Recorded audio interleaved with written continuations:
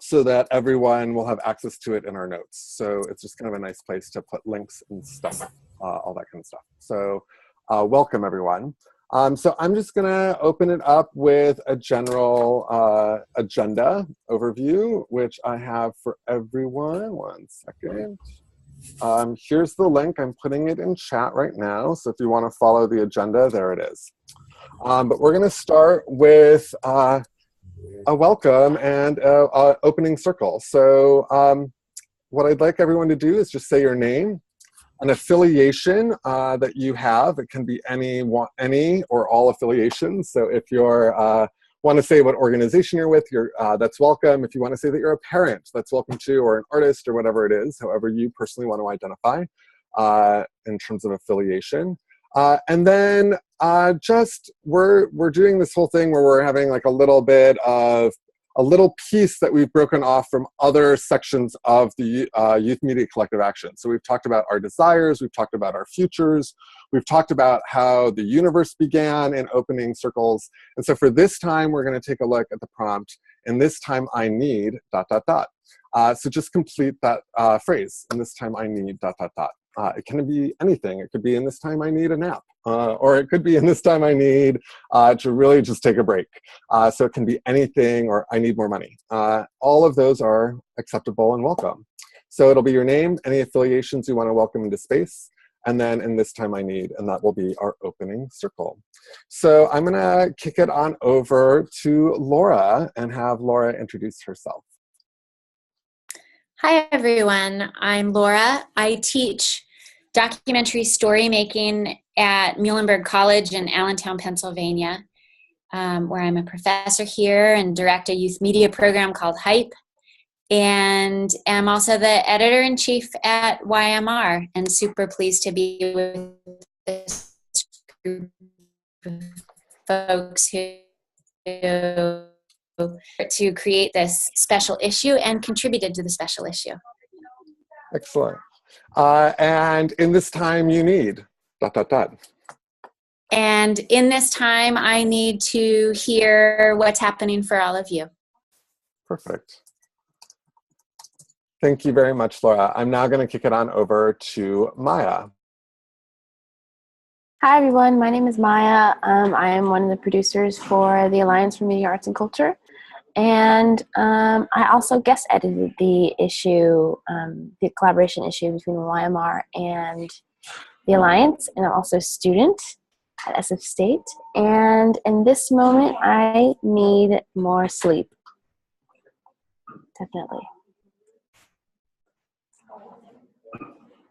Thank you, Maya. I'm going to kick it on over to Baldwin and crew. So Baldwin and crew, if you can all introduce yourself. Go ahead. Oh, hello. My name is Darian, and I am one of the co-founders and assistant director of UFX. In this moment, I need to finish a work sample edit, but I'm procrastinating. Hey, so my name is Michael Bahia, and I've been with UFX for about 8 years. I'm also a recent graduate of Pride Institute in Brooklyn. And in this moment, I need to start writing a new short film that I want to produce in the day. I'm Aiden. I am a student. I've been part of UFX for 9 years, and in this moment, I need to finish my 3 final films for this semester. Hello, everybody. My name is Bowen. I am the program director for UFX, and in this moment, I need to figure out how to meet Ava DuVernay and Jordan Peele. So if anybody has their contact information, hit me up, let me know, because I want to introduce them to UFX, and because we need funding. So get your face in here, Bowen. And I'm not afraid of funding because we need it. Thank you so much, y'all. I'm now going to kick it on over to Jamil.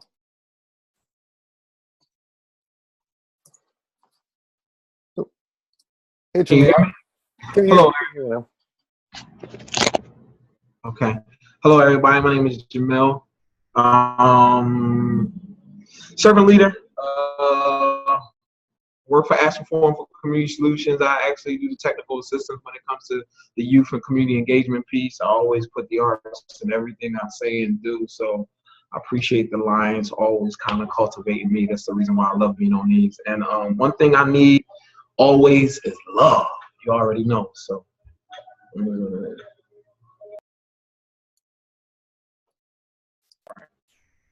Thank you, Jamil. Now I'm going to kick it on over to SpyHop. Hello, greetings from Salt Lake City. I'm Matt Mateus. I'm the program director at SpyHop, and I've been here for the past going on 15 years now. And the thing I need, like right now, I need to have paid more attention and studied statistics in college for all the numbers that I've been crunching right now and for a report. So I'll pass it over to Laurel here. I'm Laurel Hunter, the marketing director for SpyHop, and what I needed was a new pen, and Matt gave me one. So instant gratification. There you go. Thank you so much, y'all. I'm now going to kick it on over to Wendy. Hello. Hey, everyone. I'm Wendy, the Executive Director of the Alliance, and I'm taking this call from Washington, D.C., where I've been meeting with legislators for the last couple of days, trying to shore up more money for arts organizations and artists and more jobs and more other good stuff. And what I need is for Donald Trump to be impeached immediately. And we need to get on that because fuck it. It's terrible. So if my video cuts out, it's because I also need to eat, and I don't want to eat in public. So I'll come in and out, but I'm here. Excellent. Thank you so much, Wendy. Thanks. I'm now going to kick it on over to Emily. All right. So can you guys hear me? I think before you could hear me when you weren't supposed to hear me, so sorry. I'm Director of Education at the Jacob Burns Film Center. We're a nonprofit film and education center in New York, and really glad to see your face, Maya. And thanks for all your leadership on the youth media reporter issue. And sorry, are you guys hearing me? Give a thumbs up. Okay, sorry, it was freezing. What I need right now is also some love, and just want to share where I am. The Burns lost a real friend today. Jonathan Demme passed away last night. I don't know if any of you were aware of that, but he is a really beloved member of our board and hosts a weekly series here. He's like the greatest champion we've ever had. And we're all a little stunned and devastated by this news. So all your love and holding him up would be much appreciated. Thank you very much, Emily, for sharing and our condolences in this time. I'm now going to kick it on over to Elisa. Hi, everyone. I'm Elisa from Portland, Oregon. I'm the Director of Education for Open Signal, Portland Community Media Center. And I'm also a media artist of sorts. And I would say what I need in this time is to be really present.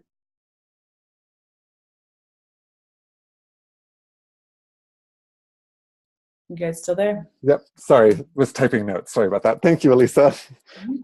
Excellent. So thank you all for opening this circle today. It sounds like we have a lot of things that we're all holding right now. And so I just want to name and honor the fact that it seems like we're all in this like incredibly complex and messy space. And I just kind of want to name that and send support back out to all of you, and also be able to say that I think we have some really incredible and inspiring information to be able to share with you all today, which is one thing that I just want to kind of jump into right away, which is our fantastic special issue with Youth Media Reporter. It is really, really incredible. It has been months of work. We started this conversation almost a year ago, surprisingly, just kind of planting seeds. And to finally see this come to fruition now is just really lovely. And it's been really championed and led greatly by both Maya and Laura. And so I want to kick it on over first to Maya as guest editor to share just a little bit about what the issue means to her. I'm going to also, once Maya's done sharing, I'm then going to kick it over to Laura to talk a little bit about what it means from the youth media reporter angle. And then I'm actually going to share our screen and I'm going to pull up the actual youth media reporter so that we can all see it together online. But I'm going to do that after both Maya and Laura get an opportunity to kind of share a little bit about what this process has been for them and what this special issue actually means for them. Because we also have some of our fabulous contributors online.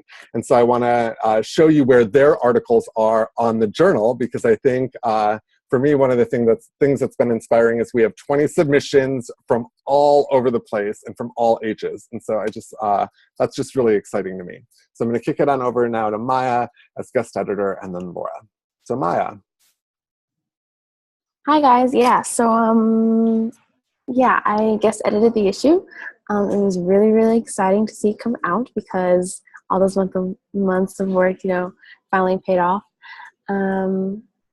And yeah, so the journal is based on Jason and I's project for the Alliance, the 50 State Dinner Party Project. And the theme is centered around our desired futures, which Jason, he got that question from Apple Shop, from one of the directors there. Kate Fowling, that's her name. And it's just a really great journal. It's meant to educate, it's meant to enlighten, it's meant to just kind of, it's meant to make you raise your eyebrows at something that you never probably would have thought about. And we have audio, we have video, we have lesson plans, we have articles, we have short story, poems, photo essays. We have a lot of submissions, and it all came together really, really nicely. And it's really exciting. And I hope that you guys read it all. You should read all the articles and lesson plans and watch all the videos and audio.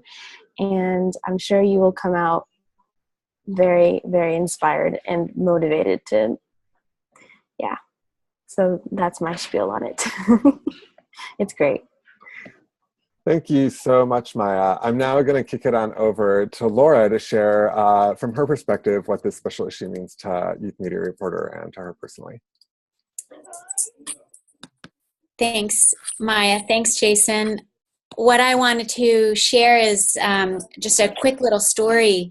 After the journal was published, over the weekend I received an email from one of the contributors, Denise Zaccardi at Community TV Network. And she was responding to a quote that I included from the Horton and Frary text, "We make the road by walking." And in her email, she said, "It was so cool to see that quote in your opening letter because she wanted me to know that she was among a small group of people from the Alternative Schools Network who organized the Education for Change conference in the 70s, where Paulo Freire and Miles Horton were invited as presenters, and that's where they first met and decided to write the book that I was quoting from." She then pointed me to the videotaped archives and where those exist and can be accessed. And so what I really loved about Denise's email is that while the special issue is really focused on, of course, it integrates elements of the past, present, but it's also really focused on our desired futures, carrying forward that theme that Jason and Maya were bringing. But Denise's email reminded me so much of the importance of the many histories that inform youth media and media arts work today. And so just having that historical moment from the 70s be connected to this present issue, I thought was really, really wonderful. So to the extent that the issue can continue to provide space for the voices, from who've been on the scene from decades ago, and the voices of people who are just emerging onto and shaping the scene for the future couldn't be better for the journal, I think, and for the field. Thank you so much for sharing that, Laura. Yeah, I had a similar conversation with Denise on Monday about that, and I am just so grateful for how many generations are present within the journal, which I think was something that was a really bold decision right from the outset. Just even in terms of the Youth Media Collective Action Initiative in general from the Alliance, wanting to practice what we are preaching in terms of intergenerational development, and how do we really build opportunities for all ages to share equal weight and space in a variety of forms. And so some of those forms include our dinner party project, which are simple and easy and accessible points of entry for a variety of different communities from across the country, to these video roundtables and being more intentional about how do we really engage youth media practitioners, and even think about how do we get more youth voice into the video roundtables in the future, to really actually producing a publication that really spans age from about 16 to 50 plus. And then we can also see within that the multiple generations that are then carried forward as a result of having that diversity of age. And as a result of that diversity of age, having a diversity of geography, having a diversity of identity and histories and immigration stories all present within the journal, just really makes me incredibly inspired for what's there, and also what still is to come. So without further ado, I actually want to go to the journal. I have it up on the screen. One second. I'm just going to share my screen with you all. Where is that screen? There we are. Share screen. Wonderful. So this is our Youth Media Reporter special issue. Yay! If you just go to youthmediareporter.org, you can find the entire journal. As you can see, when you land here, we have the opening welcome from the YMR team: Jenna Azar, Tony Dalton, Agi Ibrahimi Bazaz, and Laura, all here. And then you'll get into the special letter from Maya, and then you just kind of go through the rest of the journal. We have poetry, we have deeply researched articles as well, both in Jordan Lee Thomas and Lucia's pieces. We have incredibly personal perspectives in Khadijah and Ashley's pieces. We have a wonderful piece of fiction actually in here as well, submitted by Aiden. And it was really inspiring for me personally to see a work of fiction in here, not just all of these like personal narratives, but how do we get to the personal through the fictional? That was really inspiring to see. We have additional perspectives, lesson plans, more research, more poetry. It's just really, really flush with incredible work. And I'm going to actually go back up here, and I'm going to click on Aiden's The Story, because we have Aiden on the call today. And I'm going to have Aiden just share a little bit. What was it like for you as a contributor to Youth Media Reporter? It's wonderful to have contributors on the call, because often we don't hear directly from the contributors about the process. So not just your story, what is it, but what was the process like for you from submission all the way through to seeing it on the screen? Yeah, so really it was kind of, I got an email from Bowen, my dad, who runs YouthFX, and he, suggested that I submit this piece that I had been working on and off for about a year. And I really didn't expect a lot. First off, I kind of like submitted, and then I kind of forgot about it for a little bit. But once the process started and I was, part of it, I soon came to realize how like hands-on everything was, how friendly you guys were. It was really awesome. And having the ability to interact with a community that isn't local to where I'm at, of artists and of people who are also creating like me, was really, really awesome. And then going through the process of, having it edited and like peer edited and reviewed and stuff was really, really amazing. And sort of like sharing my ideas through the different ways that I was editing this piece, as well as just sort of like people interacting with the piece and me interacting with, what you guys were talking about. It was just a very like creative process. It sparked my brain multiple different times. And it was important for me to have something like that as a through line, because this semester I've been sort of isolated to my local area where I have a core group of artists that I've known for a really long time. My whole thing is that I really want to be learning, and I want to be meeting new people and interacting with people from all over the place. So it was really, really great to have the opportunity to do that, to interact with you guys, and to talk with Maya and go back and forth about the piece. And it was really awesome. And I learned a lot of stuff too. And the stuff that's in this journal is amazing. Thank you for sharing that perspective, Aiden. And I'm really glad that that was the experience that you had, because I know that that is the experience that the YMR team and Maya and I really wanted to have our contributors have as well. So that was awesome to hear that reflected back. So thank you for that. Excellent. Laura or Maya, do you have any reactions that you'd like to share in relation to what Aiden just said?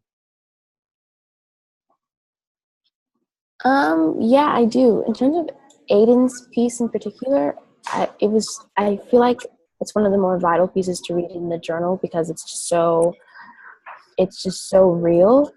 It's a reality that a lot of people can't avoid, and that's one of the aspects of the journal that's really important to represent, because we have a lot of our desired features and we have a lot of history in the journal.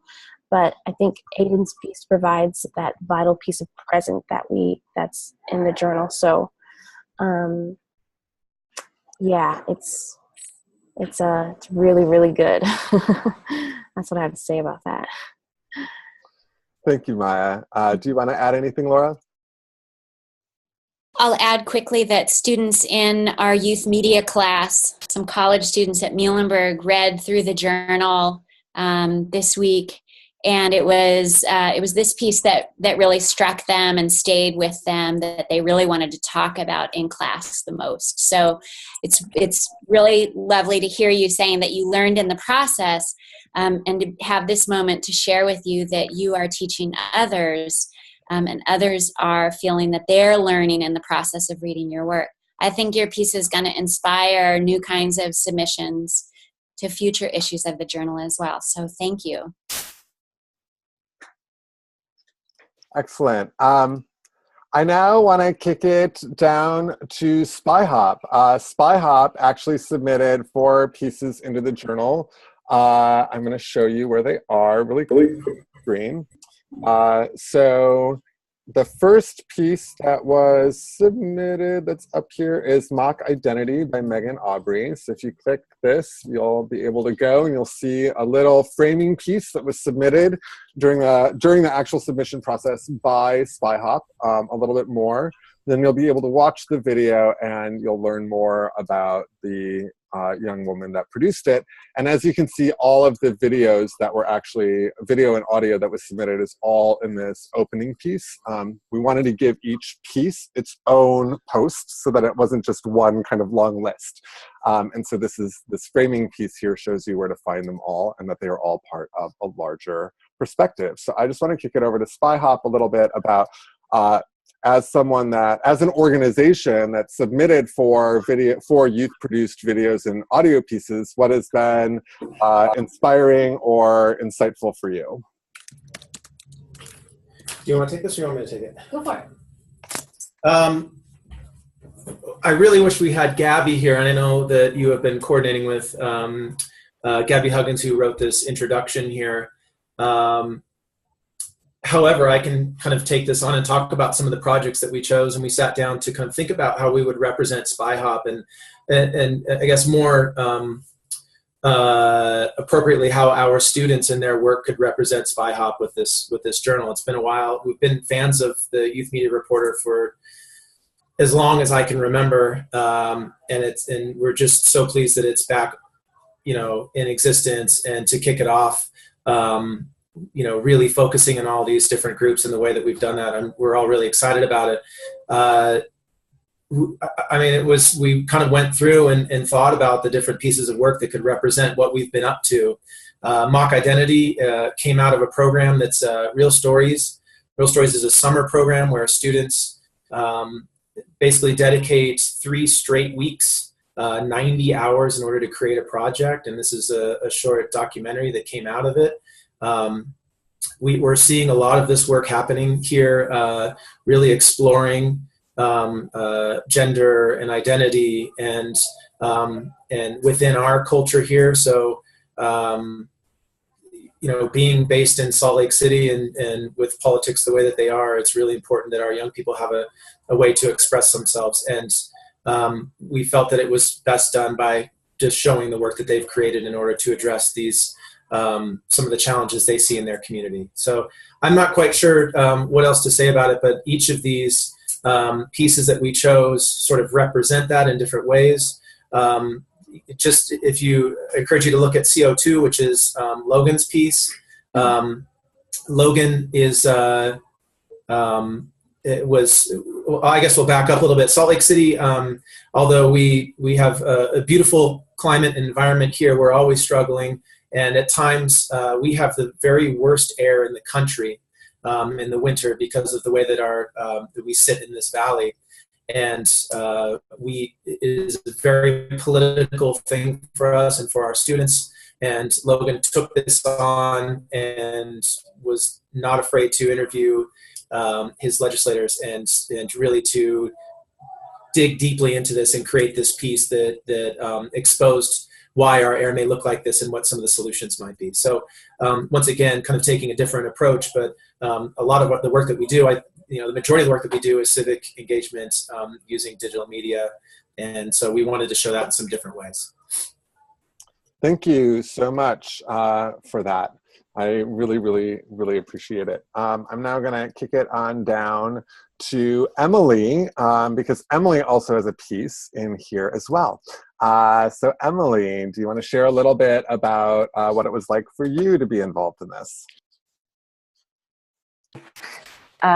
Also a big fan of the Youth Media Reporter for years. I have like some old printed hard archives on my desk, so it felt like a real honor to be invited, and it's been a great experience. I would say my piece, Wendy, barring impeachment immediately, my desired future was trying to speak to what we can be doing with those young people who are going to be voting in the coming elections, and how are we going to sort of bring up these voices. And I'm really excited. I haven't spent time with everyone's pieces yet, so I'm really looking forward to that.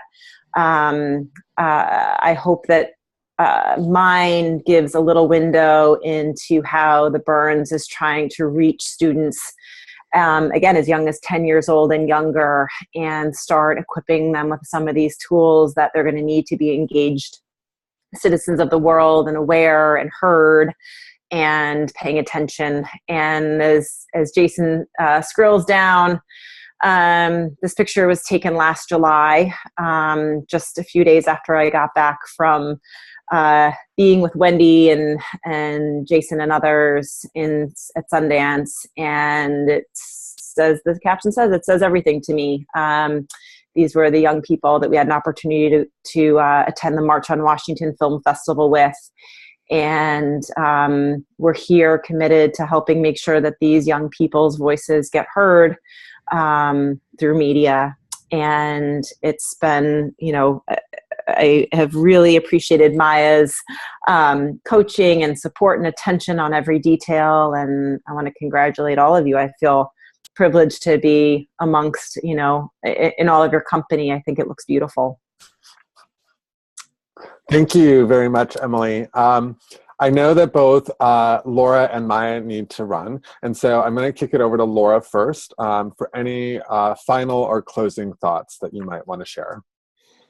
Well, just thank everyone, especially Maya and Jason, for the long commitment to bringing this project into being.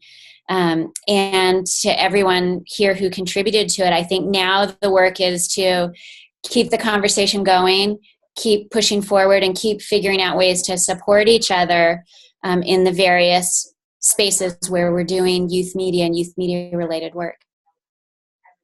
Excellent. Thank you so much, Laura. And now I'm going to kick it over to Maya for any closing thoughts. Yeah, I would have to agree. I think now the big thing that needs to happen is we just need to keep going, keep talking about it, and keep writing. That's it. Thank you so much, Maya. By both Laura and Maya, which brings me into a little bit more around the promotional components of it, and something that I'm really excited to be sharing. It's really, really thrilling. Let me see, I'm sorry, I want to pull up my agenda just because I don't want to go, there's a lot going on and I just don't want to get lost. Excellent. So what we wanted to check in about is a little bit more around distribution and promotional opportunities. We have a whole series of posters. For me, one of the things that's been the most exciting is how many people are involved in this particular journal. This is not just an issue of organizations, although they're present and in existence, and that is beautiful and gorgeous. It is also the contributors that have submitted things to us. And that, to me, is the real power behind this particular special issue. There are 20 articles in the special issue, and there were there were 25 contributors within those 20 submissions, whether that be from the Alliance or from Youth Media Reporter as well. So that's pretty spectacular. Some demographic breakdowns around those 25. Half of them are young people. Half of the 25 are young people. That is amazing to me, to see that much youth voice alongside adult voice. It's not necessarily often that we see that kind of equanimity, especially that kind of equanimity in an open submission process. So that, to me, is also really beautiful, that this was an open call where we allowed a variety of forms to come in. So that's like one piece of demographic thing that is really amazing. Additionally, half of the people that have submitted are people of color, which is another amazing demographic to be able to show outside how much diversity is present in this time. Not just thinking about it in terms of our desired futures, but really right now we have a snapshot of incredible intergenerational diversity from across the entire country. And that means something. So as Maya and I were developing it, Maya really wanted to have some sort of clean, bold visual aesthetic that would help with promotional materials, that would get people wanting to click, that would get people wanting to look at things, that would be able to be a portal into the beauty and colorfulness that is actually contained within the journal. I also happen to be a visual artist, and so Maya actually saw my visual work and asked me if I would draw everyone's portrait in a pop art style, which is one of my signature styles. And all of a sudden it turned into this collaboration, not just between Maya and me as, you know, producers here, but also as someone that had a vision and me as an individual practicing artist, and how do I modify my practice to support someone else. So what came out of that, which is super exciting to me, is a whole set of posters that are focused on the contributors. So again, I'm going to share my screen with you. Where is it? There we go. So I'm going to share this link with everyone, so everyone will get access to this link. But we have a whole set of individual posters that people can use as a way to promote the journal itself. One of the things, and we have a poster for every single contributor. There are some contributors. One of the things that we did is we actually went back and we emailed everyone and we asked them their permission to be able to do their portrait in this particular way. So you will see some squares that are just color swatches. And those came from contributors that didn't necessarily feel that they wanted to be represented in this way. And yet we still wanted their presence visually represented within the promotional materials. So every single contributor has an actual promotional material. Some of them do have the pop arts, some of them do have just a color square, like Logan from Utah. So just to kind of give you a little understanding of what this is and why this is all here. So that's a little bit about the promotional materials. The beautiful thing is that the Alliance also has an app that is about to launch called Cherry Picks. Wendy, do you want to talk a little bit about what Cherry Picks is before I talk about how we're going to use it? Sure. We're excited about the app. It was designed originally because, I'm sorry I can't show it to you here because it's just too weird to kind of try to show virtually. We don't have a demo video yet. But if you can imagine holding it's an augmented reality app that reads the lines and pixels in a still image and renders it, dissolves it, and it looks like the picture is coming to life and it automatically becomes a moving image. So we have one great photograph of some Palestinian girls at a protest that's part of a longer film. So you have a poster on a wall and you hold your phone up and you automatically in your hand are watching those girls come to life in the protest on the ground. And any still from any film can actually become an interactive photograph. And so we'll be launching it at Google's opening a new building in San Francisco that is a Google Foundation community space.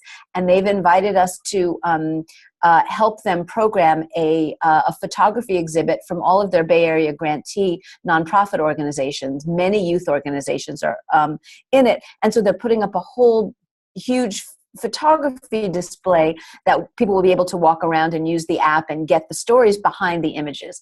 And so we really designed it to be able to help photographers embed in the social movements that they were making pictures of and with the people they were making pictures with. And we're looking forward to working with nonprofits all over the world who want to deepen their relationships with their communities through storytelling. Thank you so much, Wendy, for that overview, because I think it's really, it launched, there was an iteration of it at the Alliance conference. It was called the Oakland Fences Project. And it was really beautiful and it was really inspiring. And both Maya and I saw it and we were like, this is awesome. It's really, really cool. How do we, what is this? And how do we do it? And so when we were thinking about how do we make the poster more than just a poster, right? How do we make this a portal into personal story? How do we make this a portal into the journal itself? The majority of folks have actually recorded video testimonials of themselves telling us what their desired future is. So if you download the Cherry Picks app onto your phone, and if you hold it up to this poster or to basically the square, because we've already tested it out, this square will fade into a video of Rachel telling you what her desired future is. And at the end of the video, it will link back to Youth Media Reporter. So these posters are more than just posters. These are also opportunities to hear directly from our contributors about what their desired future is as a means to be able to explore the journal in new ways. So that is a little bit about the poster campaign. There is a variety of different formats in our public folder. I have individual posters, I have individual squares, I have online marketing, and then I have one that's the whole group. And so you can actually look at the whole group at once. Those are all 25 individual people that have made this journal possible. So I'm going to stop sharing my screen. Excellent. And here is the link to the Google Drive folder. It is a public Google Drive folder, so everyone should have access to it. Now, any questions about the promotional materials, just in general? Great. One thing that we want, a seed I want to plant now, but does not need to necessarily come to fruition right this second. because we have so many individual contributors, there's a lot of opportunities for cross-promotion throughout our network. So some of the examples that I'm thinking of, one, KQED Learning is coming out with like a top 5 youth media reporter issue. That's just like a basic blog post that they're going to be kicking out to their entire learning community. So that's like one example. They're just going to look through it. They're going to pick 5 different articles that they think will speak really well to their particular community, and then they're producing a blog post about that. There are other opportunities as well. I got a different perspective. So Andrea Juarez submitted a lesson plan specifically around transitional age youth and whole person thinking and whole person development. So I worked with a transitional aged artist here in San Francisco to do an interview between the two of them that ended up getting published in an arts journal here in San Francisco. So it was another way to kind of think about how do we leverage our relationships, how do we leverage our partnerships into new and existing and exciting spaces. So if you come across a blog that you think would be a great opportunity for possibly some co-promotion, don't hesitate to send me an email linked to that blog. If you at your organization can think of something, please let us know. We're happy to facilitate the relationships between all of the people that have submitted into the journal. So that's a little bit more about like the broader thinking around promotional materials for the journal at large. Excellent. And now I actually want to talk a little bit more about our dinner party project, because we're still in full swing with the dinner parties. I know that I'd love to have more. And I know we had one, which is awesome. And it went smashingly from what I heard. So I actually want to kick this back over to Matt and Laurel over at SpyHop to talk a little bit about their dinner party that they did, which just made me smile really largely when I was talking to them. So I'm going to kick it on over to SpyHop. Did I just mute us? Can you hear us now? Unmuted. Okay, cool, cool. Laurel's going to start us off here. Or not. Matt has all the notes, but I can start us off. We ended up collaborating on our dinner party with the Utah Museum of Fine Arts. They are currently redoing their building, and so they're doing a lot of programs out in the community. They formed this organization called ACME, which is Arts, Community, Museum, and Education. And they ended up being this amazing partner. They have been doing a lot of events at the libraries.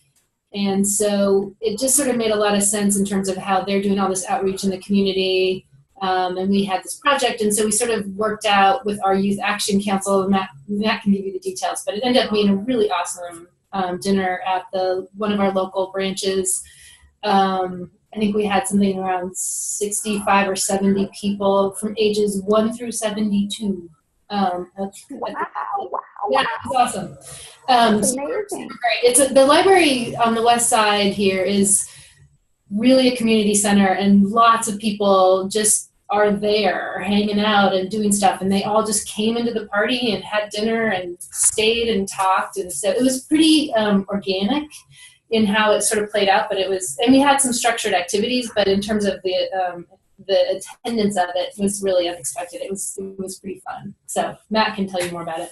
We have a lot of media and a lot of data, and I called Jason and said, what do I do with all this stuff?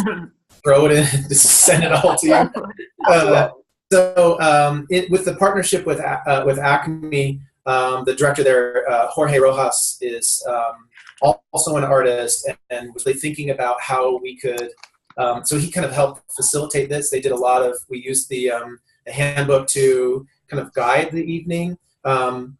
It was a collaboration really between ACME and our Youth Action Council, which are youth representatives from all of our programs here at SpyHop, and they sort of act as our youth board, advisory board, and they put together the evening, and they facilitated some interviews. So we did various levels of interviews. We did audio interviews and we did film interviews, and then we did sit-down interviews where we had paper laid out on tables, and people could just answer questions, and the students were walking around facilitating, talking about desired futures. And so we have a lot of interview footage, both audio and film, and then Acme actually hired somebody and brought somebody in to shoot a video based on the evening that we can share with you all as well.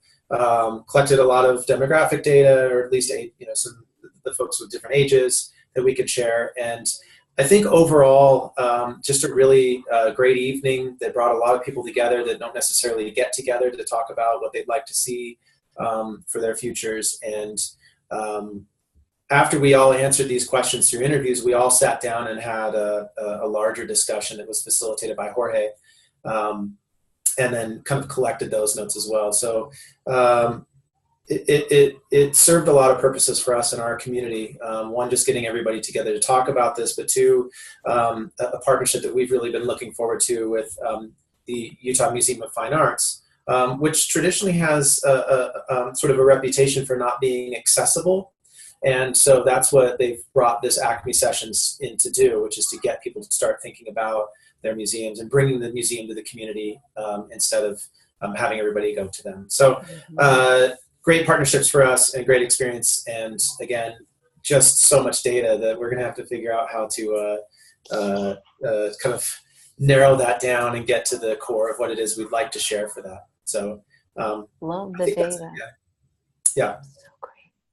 Thank you. Is that quick enough there, Jason? Yeah, that was fabulous. Thank you so much, Matt and Laurel. I really appreciate that. I think it was a good summary. I'm looking forward to seeing some of the material that comes out of it and being able to share it out with the broader network, which actually brings me to, I'm going to share my screen again. I'm going to show you my article that I put in Youth Media Reporter and kind of break it down. It wasn't originally on the agenda, but I think I want to share it because it synthesizes a lot of the very disparate threads that are making up the variety of work. So we have our dinner parties, we have this Youth Media Reporter special issue, we have our video roundtables, and we have a variety of ethos that have been cultivated and relationships that have been cultivated. And so I'm going to share my screen really quickly one more time. And there we go. So my piece is called The Big Bang of Collective Action. The piece that I specifically have in Youth Media Reporter is what I call a visual table of contents to all of the different things that make up the Youth Media Collective Action Initiative on behalf of the Alliance. And I didn't name them, and I didn't name them intentionally. I didn't name them because I wanted people to feel a sense of inquiry and inquisitiveness and just wanting to click things. And so it's called a distributive list essay. This is your homepage. If you click any of these, it's going to take you to a Medium post. The reason that we ended up putting it on Medium is because you can comment, you can highlight, you can do a lot of different things on Medium that you can't just do within the WordPress blog that we have through Youth Media Reporter. And so when you get to this, there'll be a little preface. There is more information. You can find things about our symbols that we've been collecting. You can find videos that we've gathered from different dinner parties. You can find a poem that I wrote in collaboration with Kate Fowler about the question that we actually used to unearth all of this. You can find, we did this whole thing around the origins of the universe. I actually went through and synthesized a lot of the information that we have collected over the last year and tried to present it in a creative manner that actually tells a more complex story because it's so many different pieces that are coming together. So this is my hope in trying to demonstrate in a very simple and clean aesthetic, something that is super complicated and complex, that is also really rooted in values and ethics. And so please click through specifically around collective action. So please take a moment and click through. You can always, at the very end, you can click here and it'll always take you back to the table of contents and then click a new, what I call code. You can read a little bit more about it, about why I call them codes and why they are these symbols very specifically. But that's all in the journal and you can read all of that. So that's a little bit more about that last piece because I think we've had so many different things happening and we've had so many different people contribute in a variety of different ways over the last year and a half, or about a little more than a year at this point. that I wanted to honor that complexity and not reduce it into something that was just so formulaic. And so that was my attempt to do so. So please take a look at that. Excellent. There's some great opportunities for more involvement. I'm just going to follow up by email with all of that because I think it's just easier to follow up in email. And I want to honor the fact that we have YouthFX on the line and they're going to share their work, which I'm super, super, super excited about. But before we move to them, I just want to do one quick closing round because I like closing out this section and then moving into a real presentation from everyone. So just one last final thought, an idea, a word, a phrase that might be sitting with you right now. And I'm going to start with Wendy down the bottom. Wendy. A word. I'm thinking creative power. There's so much creative power just on this call that I'm just like, I'm high as a kite right now with all the amazing work that is going on. So thank you. Thank you, Wendy.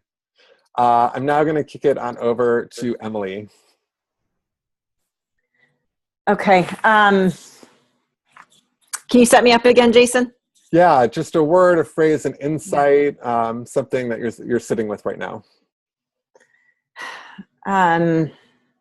Yeah, I agree. I think I am moved by that 50% of youth and carrying probably like 80% of the energy. So thank you. Thank you. I'm going to kick it on up to Elisa. I'm inspired by this complex collaboration. Thank you so much, Elisa. I'm going to kick it over to Matt and Laurel. Dip your head in. Dip your head into the. Where's the God? We got Oh, Gabby. Gabby's here. Right? Hi, Gabby! Yay! What is going on? Just say hi. Okay, you don't have Hello. to. Sorry, we just drug her in here to say. I'm gonna say the word youth, only because it's really nice to just have these conversations focused around youth and to have them be guided by the Alliance here. It's been a kind of long time coming to be able to just be focused on this sort of work. So, do you have a word, or did you get distracted? I got distracted. So distracted. Gabby was my word. Excellent. I'm ecstatic. That's my word. I'm just ecstatic. And I'm going to kick it now over to Baldwin. And if you can do the closing part of the circle and then reopen it with your presentation, that would be wonderful. But I'm going to kick it all over to you all. You guys need to be in the thing. So we're. You got the full screen. Yeah. Why am I going if I'm in the middle? I think we can all just say a word. Collaboration. That's my word. Inspired is my word. I'm inspired. I'm gonna echo Wendy and say like connectivity. You can't see you or hear. The future. Excellent. So now I'm just kicking it on over to the wonderful folks over at YouthFX who are going to share a little bit more about I was inspired just by the way in which they started in youth service, but the way in which youth are so centralized within YouthFX, and then it turned into youth leadership and it turned into youth employment, and they really have this organic way of really bringing youth up and into and having shaped the program. In the stories that I've really heard from YouthFX. And I think that there's a lot to be learned in that approach very specifically, taking a look at how does that centering happen, and then from that centering help kind of expand philosophy, expand service provision areas even, or even concepts of how programs are done. So I'm gonna kick that over to YouthFX and I'm just gonna turn myself off. Great. All right. Well, thank you, Jason, for the opportunity for us to share. I was just going to say a couple of words about the way that the program started, and then I'm going to let these guys speak to their own experiences. And we have our website, which is youthfx.org, and you can also learn more about us, obviously, through there and watch some videos and stuff, which we won't take time for now. But YouthFX, we started in 2008. This is our 10th year. And I just want to say that one of the things that was really important to me when I started the program, it was something I'd wanted to do for a while. I was a teacher and also a filmmaker. And I was approached by an organization that was a small networking filmmaking group here in Albany, New York. And they had a small allotment of money for youth workshops, but they had no idea how to work with youth because they were, not really experienced in that field. So they basically approached me and said, hey, you do film and you work with youth. We have this money. Would you like to start a program?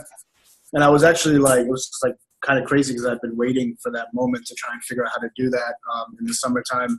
And also, just to be clear, that the program came out of the community that I live in Albany, which is a predominantly Black Latino refugee community, and also realizing that there was literally no opportunities for filmmaking and for engagement with digital media and storytelling through that medium at all anywhere in the city of Albany, let alone specifically in the areas that we run our programs and where we live. So it's very important for me to have the program be centered and focused around young people from those communities. It was also very important for the program to be free. And I think the last thing that I think was really crucial to the way that YouthFX has been able to grow and thrive is that I actually brought in 3 young people who I'd worked with in different capacities as a teacher to help design the program for the first year. To say to them, I know you're interested in filmmaking because I've worked with you guys. One of them, Darian, who's here, was actually working with my wife as a peer educator at Planned Parenthood and was interested in photography. And I said, let's design this program together. Let's think about the ways that you would like to sort of have a program be structured.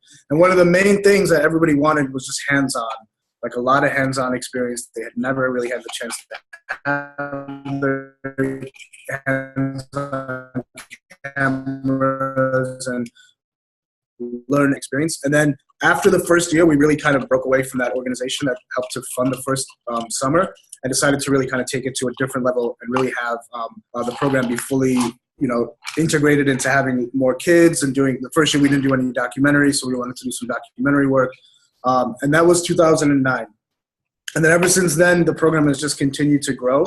And now we're a year-round program we teach at Albany High School, which is our local public high school, the public libraries, and then we still do our core program, which is still kind of like where the real action during the year takes place. Well, now there's action a lot of times here, but the part that's just like full immersion, it's like a lot of fun that these guys are now instructors at and more like mentors and kind of leaders in that is the Summer Intensive, which is a 6-week, 5 days a week, 10 to 4, we're making movies.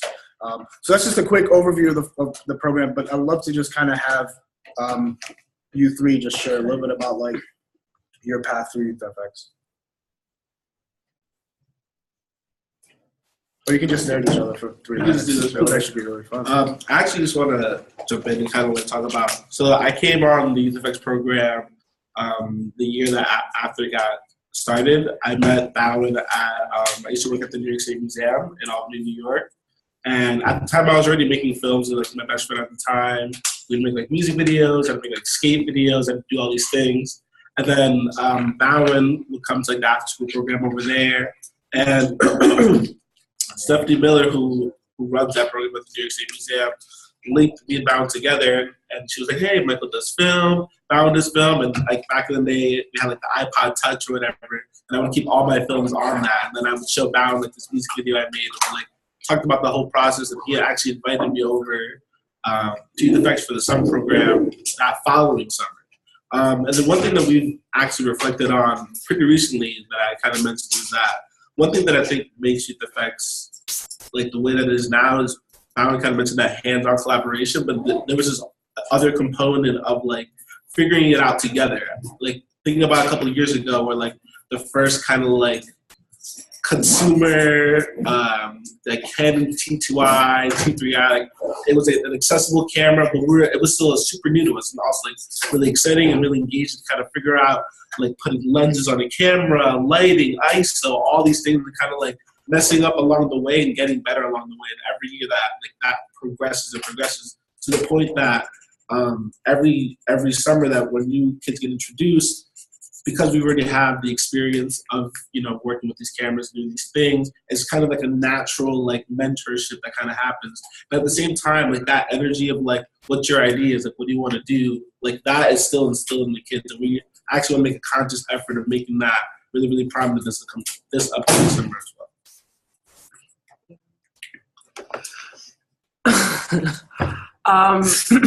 When I started Youth FX in like 2000, and I was the only girl for about 2 years. Yeah. The first year. I was let us go 2 years without. No. So I was the only girl, and it was really interesting. The first year, I only got to hold the camera because the person that was helping us, his car broke down, and he couldn't make it to the shoot that day, and everyone was freaking out and was like, "Oh, how are we gonna shoot this?" And Bowen was like, "Oh, Darren can shoot it," and so that was like my into being a cinematographer, someone not showing up.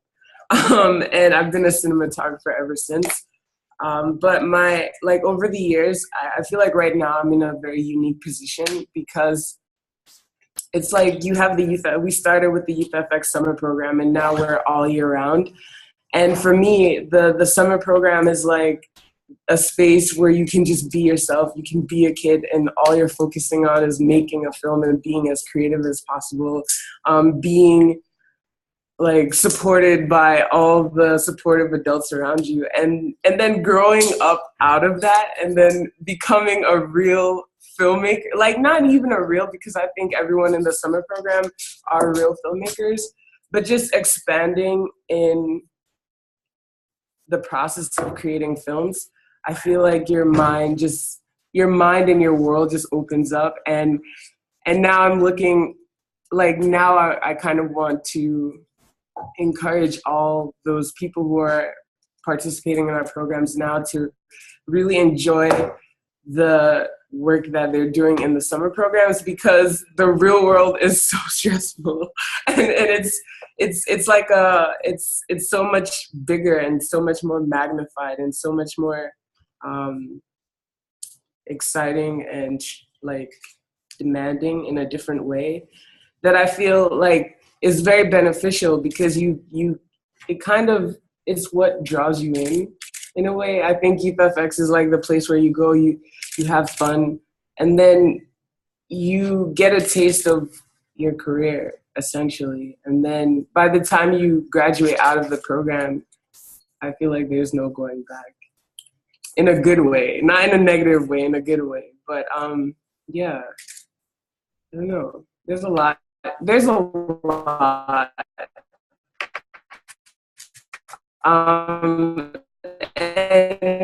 And be interesting as well. I'm still navigating that role, but it's exciting. It's very exciting reflecting on how far I've grown. It's a running joke in our program that when I first started, I never talked, and now it's hard to stop talking sometimes. But yeah, I've definitely grown on a personal level and on an organizational level. I think the way that I've expanded is great.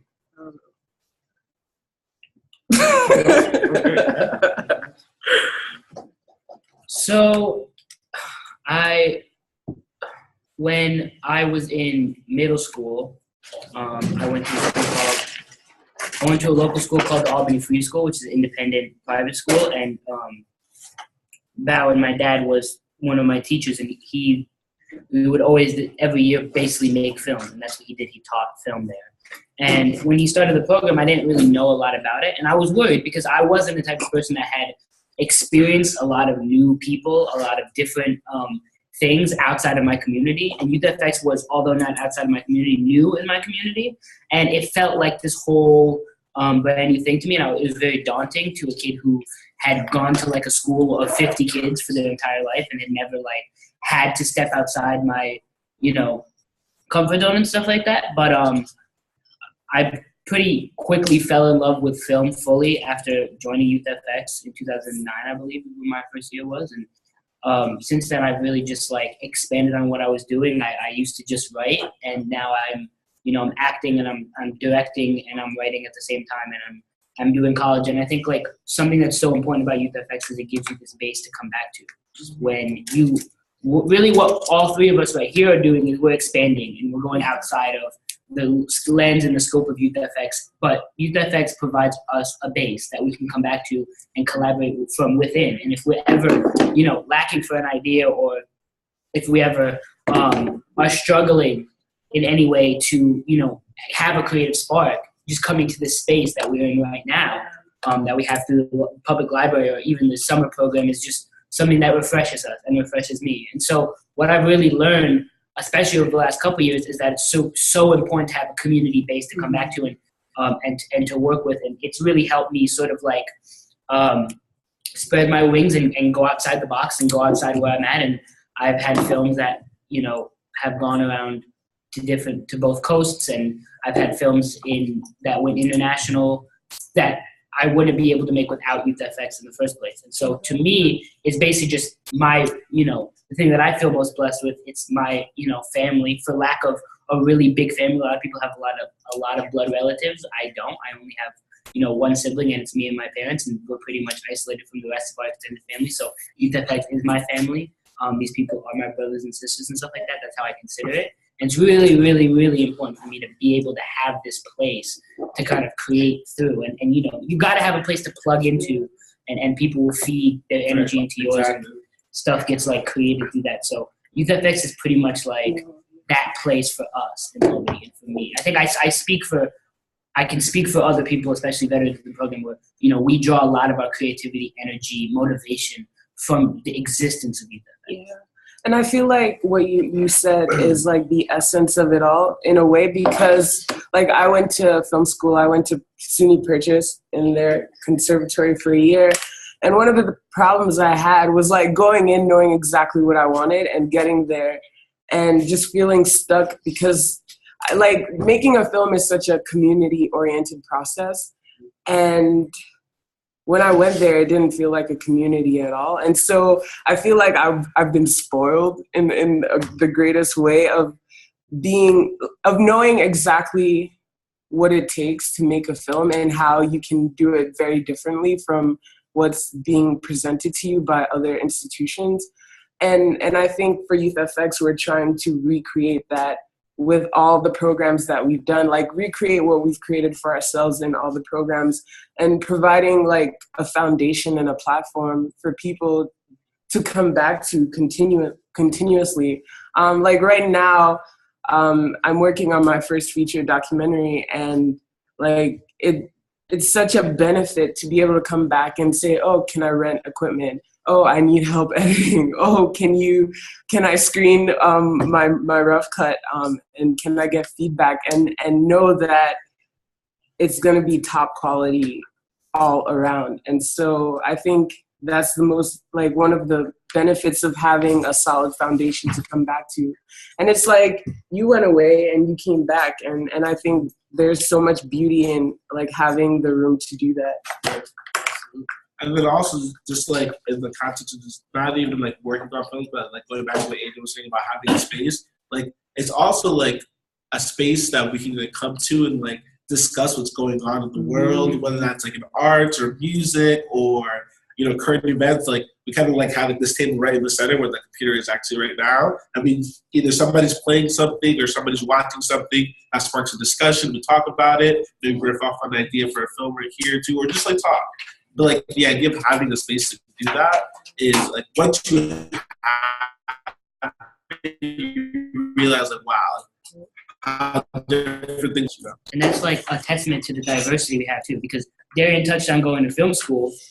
And for me, film school was something that I really wanted to do. And I applied to NYU. I didn't get into NYU, but there was also like this thought of transferring and going to film school, right? And then just leaving. But then when I think about it, I really think of what does film represent to me? And to me, it's a kaleidoscope of different people from different backgrounds working together. And in my opinion, not only film school, but the film industry, what film school often feeds into is a very heterosexual white male oriented type of film, right? And that through line. And that's not where I come from making movies. I don't relate to that at all, because YouthFX is so diverse in color, in sexuality, in gender. We have all sorts of different people represented here, and that's how I want my work to be represented too. I want my work to, you know, have elements of all those different things and have this more rounded worldview. And so I kind of chose, because of YouthFX, to skip film school and to not go outside of where I'm at right now and to stay local. And so I think that's a good justification for staying local. Yeah. And then also for somebody who's gone to, like, having gone to Pratt and studied film for the whole time there and getting my bachelor's, it's like, even reflecting on like the senior thesis and then my whole year, like my whole time there, they put a lot of emphasis. I mean, in a good way, they put a lot of emphasis on like, all right, what do you want to create as like an individual? Like, what do you want to make? Like, and just like go out and make it. But then like the part about like the idea of like go out and make it, that's like such like a false reality where like filmmaking, like you really need, you know, help from other people. You need the community support, like to support you around your project. That I ended up like, I had the idea of what I wanted to do for my senior thesis since the year before, but I ended up shooting that here in Albany and collaborating with people here at YouthFX. I didn't really collaborate with as many people at the school, and even they had like struggles in their own projects. I mean, it was great because you create friends and things like that, but at the same time, it's like knowing that it really takes like a small army to make something possible. I think that I've learned that at YouthFX, and that's something that I've wanted my whole time, like being at the film school location, you know? We're not competing with each other for the same opportunities in a way. It's very, like, I feel like I can't even imagine that. But like when I was in film school, everyone was so mean to each other in such a way where like we're all fighting for the same apprenticeships, internships, or whatever. But I feel like we're so like everyone benefits from everyone else's success, and so I feel like there's no room for that, because if you're getting jealous of one person, then that's kind of going to stunt the growth of you and the community that we're trying to create and the organization as a whole. And so I feel like we really make a great effort to be supportive to each other in our work and to like share opportunities. I think one of the downsides to being in this part of New York State and Albany is how like a lot of the organizations around are very like secular, and they're not sharing their resources. And I feel like as an organization, we're trying to break that in a way and be all inclusive and just share our resources with the people who need it the most. And yeah, I don't know. Into you, Byron. So, yeah, I mean, I have nothing to add to that. I just want, if you want to open up questions or. Yeah, I just wanted to open up for anyone that might have questions for the YouthFX crew. I'll bring us back here. Excellent. Does anyone have any questions that they'd like to ask YouthFX?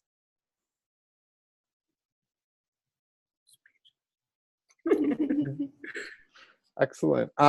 One thing that I, just because I feel like I know some other stuff, because we've had more conversations, Bowen, you've talked a little bit more just programmatically about also, like, I feel like I got a good sense of it, but you grew doing a little bit more summer programs, after school programs, but now you're also really looking at production and really helping do production. And so moving programmatically from this place of being more of a, in some ways, what can be considered youth service and youth media, but moving that really into more of like a production company with young people, and that those two things are not always the same perspectives, they're not always the same skill sets, not all young people are ready for both kinds of programs. So just kind of thinking a little bit more just from your angle, what's that shift been like for you in terms of like moving in that direction? Because I hear more and more from folks in the youth media sector at large, oh, we need to have a production company, which sounds great, but it's not always working for some places, and it, you know, and so I was just interested in hearing a little bit more from you on that. Yeah, I mean, I think the production stuff, we started, you know, just getting asked to do small things like film an event or, you know, do a short video about it, maybe a particular youth program that was happening. And so as we started to kind of, you know, get requests for that at the same time as we were building like a really amazing team of core YouthFX members, we started to think that maybe we could actually formalize this and kind of offer. So we've been, just so we were umbrelled under another arts organization. They were our 501c3 sponsor, and then we just got our 501c3 last year. But the thing about, as the program grew and you know, people like Darian, Michael, and Aiden are sticking around, and we have, I would say, anywhere between 8 and 12 people that are kind of like a core crew that are constantly engaged in the program year round. They're either teaching programs or they're interested in production. That we actually started a production company this year called Rogue FX, which is sort of like our young people. And Darian had a whole story around why the name. We had all kinds of, but it was like sort of going rogue and kind of doing things that are not traditional, and also being a production company that's primarily people of color. And that was actually a way for us to actually start branding what we do and offering ourselves as a production company, rather than just kind of being asked here and there, saying, let's be a little bit more forward thinking about it. And then also starting to produce our own independent content, like our own short films outside of the summer youth program. And then also even potentially thinking about like web series and things like that, and eventually like feature films. And so we started 2 other programs that are kind of in some ways corresponding with the older age demographic. And one is called Next Doc, which I hope some of you guys have maybe heard of it, because I think some of you are on our list of organizations that we send. And NAMAC, I think, posted it up on their website as well as a workshop opportunity, which is a 5-day residential, essentially a workshop, but it's really also a gathering of young filmmakers, specifically looking at filmmakers who are, you know, traditionally not have access to trainings like this. It's 5 days. We partner with the Carey Institute for Global Good, which is up in Rensselaerville, New York. It's a beautiful like nature preserve that has a nonfiction writing retreat. And so they've underwritten the cost of the housing and the food and the space, and we do all the organizing of the event. We actually yesterday had the difficult task of having to pick 15 people out of 38 really, really amazing, strong applicants from across the country. And so we'll be announcing our 2017 Next Doc class in a couple of weeks.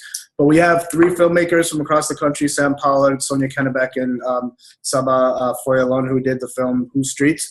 And they come and present master classes. And we also have Firelight Media, NAMAC is one of the sponsoring organizations, POV, D-Word. So that's for documentary, right? So that's like really helping to train documentary folks who want to do that. And then the other one is a PA Institute, which is a production assistant training to train you to be on set. Because I think when you're talking about like production teams that have a hard time, I think the thing about our production is that it's completely in some ways flipping what you guys just talked about, where in some ways it's less collaborative because it's a job and you have to like create, like, let's say a commercial for this company. Like they're not interested in how you collaboratively work on set and if people are sharing ideas and let's kind of like decompress after a big shoot and talk about how we can do it better. It's work. It's like a different kind of vibe to it. It's like more like planned out. It's more structured. And I think for us, it's like having that shift, I think is actually quite easy, because in some ways, like a lot of these guys have been doing the processing of the work and the collaborative kind of artistry of film. And I think this is more just like, boom, we just go in, we're out, we're like very technically efficient and skilled. And then our biggest challenge has been lately on the back end, where we have a lot of projects and we need editors to work on them. And a lot of our students are still college students, so, you know, scheduling time like that. So Michael, Darian take on a lot of the organizational stuff, and another couple of youth program assistant are Rashid and Majestic, who are not here today. But, you know, so some of the older older program people really help to run that part of it. And then we do all the scheduling and the budgeting. So we'll meet with the client and we'll sit down with them and discuss what they want. We'll show them some work samples. And we have it's on our website too. You can check out the Rogue FX page and see some of the work that we've done. But I think the thing I've always been really big on is that summer programs are great. They're amazing. Like, we need to have arts, we need to have expression, but at the same time, you need to also think about and plan for what the next step is, because like I'm really interested in helping to create a very sustainable path for young people if they want to be artists. It's extremely hard. So I tell you right off the bat, like, if you want to do this for a living, like, be prepared for somewhat of a struggle, but also like a beautiful struggle, a very exciting, you know, kind of opportunities to work with different people, to travel. And like, you know, a lot of these guys that we've traveled around the country with our films, and, you know, we want to do more of that. I mean, we're starting to actually do programs, pilot programs in other areas We actually just got asked to do a pilot program in Athens, Georgia, because I have a connection down there. And so we're going to go down there for a week and do a summer program. So the production piece is really about building a skill that is transferable and also building a resume so that you guys all can look at your resume and you've got the skills in production assistance, camera, sound, editing, lighting, so that all those things you can be hired onto your own independent production. So as much as my desire would be for us to have $1 million budget and be able to keep everybody on our staff and paid, that's not a reality right now. So I also want to prepare them that, if you move out of YouthFX because you have to, get a job and start paying back your loans or whatever, you're prepared. You're not just someone that went through a summer program, had a good time, but you really wanted to learn more. I want to help them kind of prepare. And that involves a lot of just informal mentorship too, and connecting people. Because, you guys all know it's a lot of connections are important to have in this job as an opportunity for you to build yourself and then go to the next job. And what you might start as a PA one day, you might be the second AC in the next shoot. And then before you know it, you could be the DP. And it's just a matter of continuing to be really, kind of open to those opportunities. And as we, Darian mentioned, she's working on her first feature documentary. Michael's writing a script for a web series. Aiden's working on a short film that we're going to be shooting either in May or in the late summer. So, it's really an exciting time for us. And the only thing I just wish is that there was a way for us to find more funding to just have people be here more full time, because, some of that is why we have to kind of slow down the work, because we don't have the budget to pay everybody full time to take on all the creative ideas that we have. So we're kind of doing a lot of the work stuff like the production work, which is great because it's bringing in income, but there's always that balance. You have to kind of make a balance between the creative stuff that we want to do and the production company side that we can help bring in. So that's all our production company money pays the crew and then goes back into the nonprofit. So that's part of the purpose of the Rogue FX it's like on the job training, and the proceeds are going right back in so we can continue to offer. All our programs are free, so we have to kind of maintain that as part of our mission. Well, thank you so much for that perspective, Bowen, because I know that is a challenge that a lot of different organizations are trying to figure out at this particular time when we're taking a look at budgets and revenue streams and workforce development versus creative development, and the dynamic tension that comes between those two different kinds of program philosophies and even program operation, just how they get operationalized, basically. So thank you for sharing that perspective. We are 3 minutes from the end of our conference call. I just want to say thank you so much to everyone for being on here, and big ups to YouthFX. Thank you so much for sharing your story, everyone. Thank you. Yeah, and please connect with us online. Reach out, Facebook, email, Twitter, all that good stuff. Everyone's really busy, but it's nice to just kind of, even if it's a quick shout out, I love all you guys. We follow you guys too, and keep up with what you guys are doing. And thank you so much for all that you're doing, Jason. Thanks. Excellent. Some next steps from me. I'm going to upload the video roundtable online so that you will have access to it if you want to use it for anything in the future. It has been recorded, so it will go online. All of the notes will be available online. I'll send out an email early next week with all of that information, as well as a little bit of a call for any ideas that you might have for cross-promotion for Youth Media Reporter. Please make sure to check that out. And that's about it for now, y'all. Thank you. Oh, wait, our next video roundtable, our next video roundtable is in June. We're going to be talking with Wide Angle Media in Baltimore around their strategic plan and how they took media out of their organizational mission statement in order to focus more holistically on young people at large, and them realizing that, and they came to that realization listening to young people. So that was really amazing to me, that they actually listened to their program constituents and actually changed the mission of their organization as a result of strategic planning. And then in August, our August video roundtable is going to be Lucia Palmerini. She's currently at Free Spirit Media. it's going to be expanding on this concept that Baldwin is talking about, actually, because Free Spirit Media and Lucia very specifically has been looking at how to build a literally how to take their youth media and turn it into a real production company where they're producing their own stories, not also client-based production, but how have they turned it into an internal production company in order to produce stories from folks of color, very specifically. And so it's pretty amazing. They're in their first actual production. They're trying to pitch it to HBO as an actual series. It's really flipping amazing what they're doing, specifically how it all came out of youth media. So Lucia is going to share that story in August, and I'm really excited about that. It is now 11:30 my time, a variety of other times across the country. Thank you all for being here, and I look forward to seeing you sometime soon. Again, bye. Bye.